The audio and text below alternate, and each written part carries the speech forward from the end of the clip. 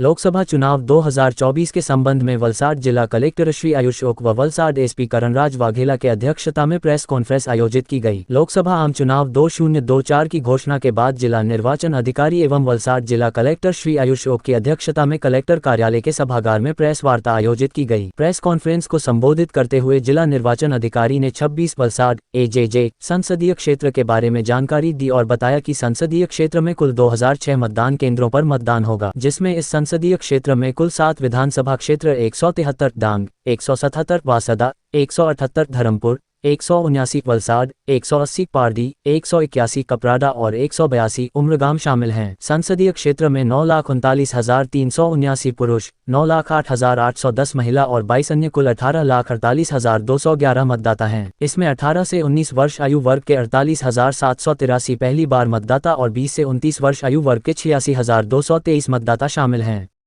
કેટલા બૂથ છે કેટલા પેટી છે એના આધારે અત્યાર સુધીમાં જે કલેક્ટર ઓફિસ તરફથી નક્કી કરવામાં આવ્યા છે એટલે ટોટલ પોલિંગ સ્ટેશન લોકેશન આપણા 810 છે અને પોલિંગ સ્ટેશન્સ આપણા ટોટલ 1317 છે અને એની અંદર કુલ મળીને જે પોલીસ સ્ટેશન વાઇઝ જે માહિતી છે એ નક્કી કરીએ તો કુલ મળીને આપણી 5 જેટલી જે કંપની છે એની ફાળવણી કરવામાં આવશે। હાલ એક આરપીએફની જે કંપની છે રેલવે પ્રોટેક્શન ફોર્સની કંપની તારીખ 7મી માર્ચથી સમગ્ર જિલ્લામાં અલગ અલગ વિસ્તારોમાં અત્યારથી એનું ડિપ્લોયમેન્ટ થઈ ગયેલું છે।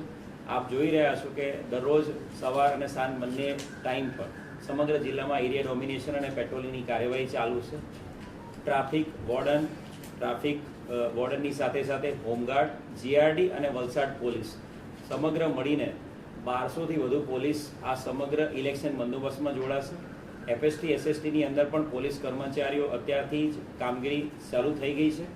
સાથે સાથે વલસાડ જિલ્લો બોર્ડરિંગ ડિસ્ટ્રિક્ટ છે, બાજુમાં પાલઘર નાસિક જિલ્લો છે અને બાજુમાં યુનિયન ટેરિટરી દમણ અને સેલ્વાસ છે। એના કારણે વલસાડ જિલ્લામાં પ્રોહિબિશન જે લીકરની મૂવમેન્ટ છે એની સાથે સાથે ગુટખાની મૂવમેન્ટ, લીકર મૂવમેન્ટ અને કોઈપણ પ્રકારની મૂવમેન્ટ કેશ કે એવી કોઈપણ ડ્રગ્સની કોઈપણ મૂવમેન્ટ ના થાય એના માટે સમગ્ર જિલ્લામાં 32 જેટલી ચેકપોસ્ટ સમગ્ર જિલ્લામાં કાર્યરત કરવામાં આવી છે અને આ 32 એ 32 ચેકપોસ્ટ આજથી જ કાર્યરત થઈ જશે અને એ તમામ 32 ચેકપોસ્ટ ઉપર રેન્ડમલી એફએસટી એસએસટી પણ હોલ્ડ કરશે અને એ લોકો પણ એની અંદર ચેકપોસ્ટ પર ચેકિંગ હાથ ધરશે। સામાન્ય લોકસભા ચૂંટણીની જાહેરાત થતાં આજે જિલ્લા કક્ષાએ જે તૈયારીઓ થયેલી છે એના ભાગરૂપે આજની પ્રેસ કોન્ફરન્સ રાખવામાં આવેલી હતી। 26 વલસાડ લોકસભા મત વિસ્તારમાં 7 વિધાનસભા આવે છે। એ પૈકી ડાંગ વિધાનસભા ડાંગ જિલ્લામાં અને વાંસદા વિધાનસભા નવસારી જિલ્લામાં પડે છે।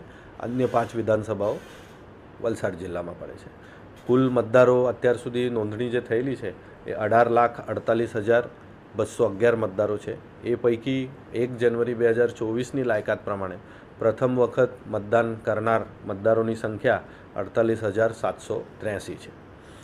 દિવ્યાંગ મતદારો કુલ નોંધાયેલા 13,267 છે અને સેવા મતદારો 227 છે।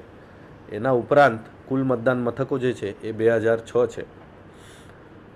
સ્વીપની એક્ટિવિટી, મતદાર જાગૃતિ, મતદાર નોંધણી અને વોટર ટર્નઆઉટ વધારવા માટે સમયાંતરે જે કાર્યક્રમો થશે એ બધાની ડિટેલ્સ આપને અમારા ટ્વિટર હેન્ડલ, ફેસબુક પેજ અને ઇન્સ્ટાગ્રામ ઉપરથી મળતી રહેશે। એના ઉપરાંત આજથી આચારસંહિતા અમલમાં થતાં કુલ 16 ટીમોની રચના કરવામાં આવેલી છે। એ તમામ ટીમોની તાલીમો થઈ ગઈ છે। ડિસ્ટ્રિક્ટ કંટ્રોલ રૂમ અને ડિસ્ટ્રિક્ટ કોન્ટેક્ટ સેન્ટર જે અગાઉ કાર્યરત હતો એ આજથી ફૂલ ફ્લેજ ચાલુ થયું છે। મેં એના નંબર્સ આપની સાથે ઓલરેડી શેર કરી દીધા છે। એના ઉપરાંત મારે તમામ મતદારોને વિનંતી છે કે પોતપોતાનું નામ મતદાર યાદીમાં ચેક કરે।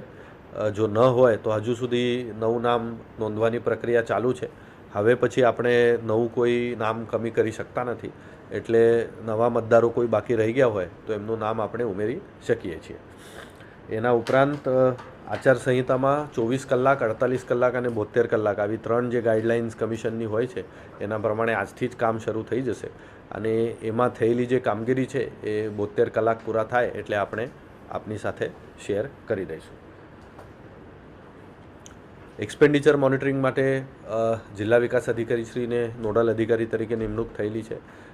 ફ્લાઇંગ સ્ક્વોડ્સ 20 છે જિલ્લામાં, જેને આજથી કાર્યરત થઈ ગયા છે ડેટ ઓફ નોટિફિકેશન 12 એપ્રિલના રોજ છે અને ત્યાંથી અન્ય એક્સપેન્ડિચર મોનિટરિંગની ટીમ્સ કાર્યરત થઈ જશે. એ લોકોની પણ તાલીમ થઈ ગઈ છે અને નિમણૂક પણ થઈ ગઈ છે. ડિસ્ટ્રિક્ટ લેવલ ઉપર જે બોર્ડરિંગ ડિસ્ટ્રિક્ટ સાથે જોઈન્ટ મિટિંગ કરવાની હોય છે એ પણ અમે પાલઘર, નાસિક, દમણ અને સેલવાસ કલેક્ટર્સ અને એસપી સાથે કરી દીધી છે અને એમાં police related coordination, illegal activities related જે કંઈ કોઓર્ડિનેશન કરવાનું હતું એ અને ડિપ્લોયમેન્ટ રિલેટેડ કોઓર્ડિનેશન અને પોલિંગ સ્ટેશન, પોલિંગ પાર્ટીઝ અને એ બધું કોઓર્ડિનેશન પણ એમના જોડે ઓલરેડી કરી દેવામાં આવેલું છે. ધન્યવાદ.